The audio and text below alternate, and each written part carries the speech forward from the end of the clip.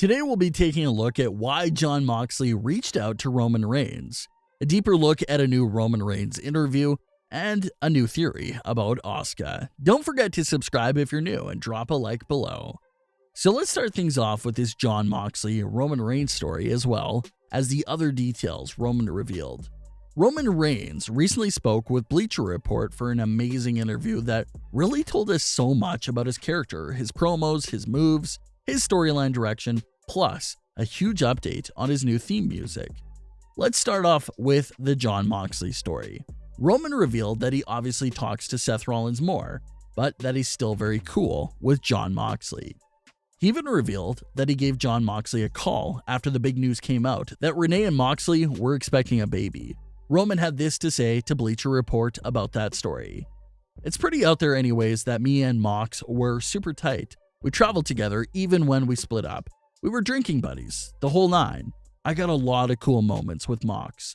But actually, I talked to Seth a little more than I talk to Mox right now. He's off doing his thing. Probably when I found out he was having a baby was when I texted him, when I found out they were pregnant. He's funny. He goes, 'What the heck am I supposed to do?' It's simple, man. You feed them, you change them, you love them. That's it." He texts back, "You make it sound so simple." We're all still good, dude. So even though the chances of seeing them together in a ring again is real slim, it's still nice to know that the two of them are still close friends behind the scenes. Bleacher Report also asked Roman about his creative direction and how his promos come to him. Roman had this to say, "I try not to be too detailed. I just need to know what I'm supposed to feel out there and what I'm supposed to connect to, and then I have to naturally let it happen. If I'm thinking about lines and trying to memorize stuff, it's stressful to me. It's never worked for me that way. But I'm thinking about what I'm supposed to be emotionally feeling and put myself into a real scenario of, okay, you're this guy right now. This is what you'd be feeling, and this is what you're trying to achieve. What's the message? What am I trying to get across? What am I trying to get the audience to understand?" It just came to me. So that's some great insight on that switch that he flips to really enter the character and view everything around him as a real-life situation. Roman's new promo process that he explained there is also bringing him a lot of success. Like Roman said, he tries not to be too detailed or complex with the promos. He keeps it simple, but it still works. His promos and his line of delivery are always filled with so much intensity, and he really leaves you hanging on each word. He's keeping his lines short and sweet, but it's still very impactful when he speaks. Roman Reigns confirmed last summer that new music was on the way and would debut after more important character-related things took place. Roman gave another update to where everything stands with the new music. "We're working on it. It's not easy because with this character, it has to be the right vibe. We can't just hire a rapper and check out this guitar riff. It can't be some rock music. The Shield music, I wasn't even really into it back in the day, but over the years, it just started working. You get so used to it that I just time my pace to it. But yeah, it takes some time and it has to be right. In order to move away from something you've had for so long and is so recognizable, like the music that I have now, it's got to be perfect. It's taking some time, but we're definitely working on it. So please be patient." So that's a big update on his new theme music, and it basically sounds like what we talked about last summer. The Shield music is iconic and filled with so much history. Roman Reigns can't toss it away for some generic sounding rock song. That just wouldn't be right. If he's going to get rid of this highly recognizable theme song, he has to replace it with something worthy enough to take its spot. And it seems like that's what they're doing right now. It doesn't appear like they're rushing the process at all. They're just taking their time and letting it come natural to them, which is great. New theme music is very important, especially for a big character like this, and you don't want to rush that. So the new music is on the way. We're just going to have to be very patient for the full process. I'm sure the song will be worth the wait when we finally hear it. Another topic they covered is acting. Roman Reigns is by far the most interesting character in WWE right now and has the most interesting storyline.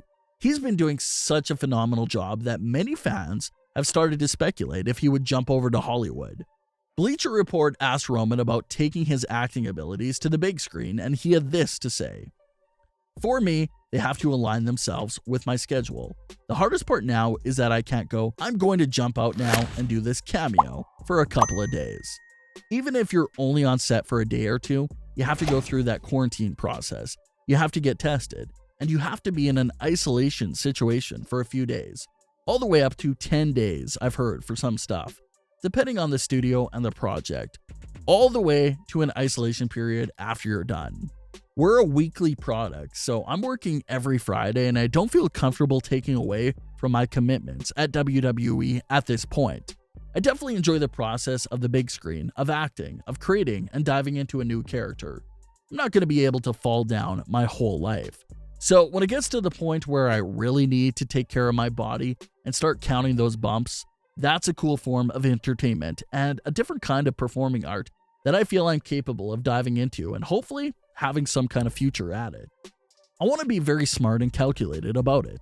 I'm also enjoying what I'm doing in the ring, and I enjoy working with Fox and being on Smackdown. No complaints. It's all just good stuff at this point. Roman Reigns did make his Hollywood debut in Hobbs & Shaw, but he served as more of a background character sort of role. So it'll definitely be amazing to see Roman in another film again, this time as a lead. He's one of the most talented actors in WWE roster right now.